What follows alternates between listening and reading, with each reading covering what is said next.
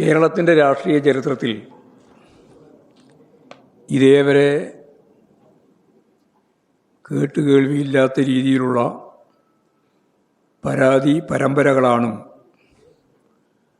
രാഹുൽ മാക്കൂട്ടത്തിനെതിരെ ഉണ്ടായിട്ടുള്ളത്.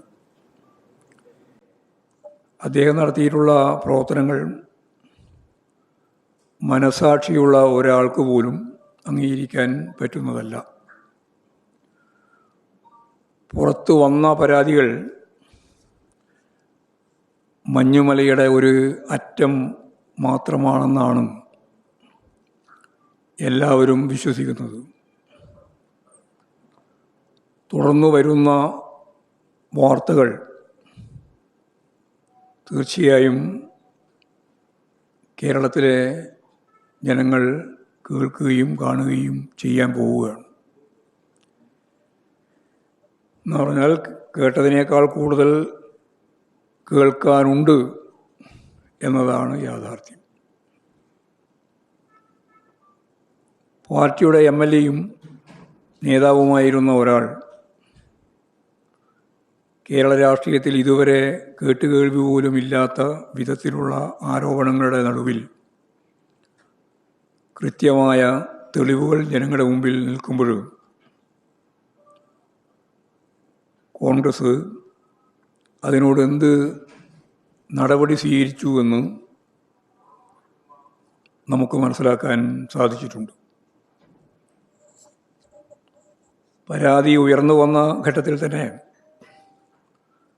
അതിനെ ഇല്ലാതാക്കാനും തേച്ചുമായ്ച്ച് കളയാനുമുള്ള പരിശ്രമങ്ങളാണ് കോൺഗ്രസ് നേതൃത്വത്തിൽ നിന്നാണ് ഉണ്ടായത്. പിതൃതുല്യം സ്നേഹിക്കുന്ന നേതാവിനോട് ഞാനിതെല്ലാം 3 വർഷം മുമ്പ് പറഞ്ഞിട്ടും കാര്യമായ ഒരു നിലപാടും സ്വീകരിച്ചില്ല എന്ന് പറഞ്ഞാണ് യഥാർത്ഥത്തിൽ പരാതിയുടെ തുടക്കം ഉണ്ടായത്. ഞാൻ അപ്പോഴേ ഇടപെട്ടു എന്ന് VD സതീശൻ പറഞ്ഞെങ്കിലും എന്നോടൊരു കാര്യവും പറഞ്ഞിരുന്നില്ല എന്ന് മറുഭാഗം വിശദീകരിക്കുകയും ചെയ്തു. പിന്നീടാണ് ഓരോന്നോരോന്നായി തെളിവുകൾ പുറത്ത് വിട്ടത്. മനസാക്ഷിയുള്ള കേരളത്തിലെ ജനതയും സാധാരണ കോൺഗ്രസ് നേതൃത്വവും പ്രവർത്തകരും ശക്തമത്തായി ഇതിനെതിരെ പ്രതികരിച്ചപ്പോഴാണ്, എന്ന് പറഞ്ഞാൽ ഈ പ്രതികരണത്തിൻ്റെ കരുത്തിലാണ്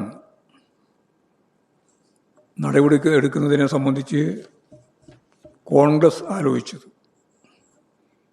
അങ്ങനെയാണ് യൂത്ത് കോൺഗ്രസിൻ്റെ സംസ്ഥാന പ്രസിഡന്റ് സ്ഥാനത്ത് നിന്നും നീക്കം ചെയ്തത്. അതും വീരപരിവേഷം നൽകി ഞാനങ്ങോട്ട് രാജിവെക്കുകയാണ് എന്നാണ് രാഹുൽ മാക്കൂട്ടം വ്യക്തമാക്കിയത്. അതിലൂടെ ജനരോഷം അവസാനിപ്പിച്ച് ദുർബലപ്പെടുത്തി രക്ഷപ്പെടുത്താനാവുമെന്നായിരുന്നു ആദ്യത്തെ കോൺഗ്രസിൻ്റെ കണക്കുകൂട്ടൽ. വീണ്ടും ശക്തിയായ പ്രതികരണം ഉയർന്നു വരികയും കേരളത്തിലെ ജനങ്ങൾ ഏതാണ്ട് ഒന്നടങ്കം ഈ പീഡന തെളിവുകൾ അവരുടെ കൺമുമ്പിൽ ഇതെല്ലാം കാണുകയും ചെയ്ത പശ്ചാത്തലത്തിൽ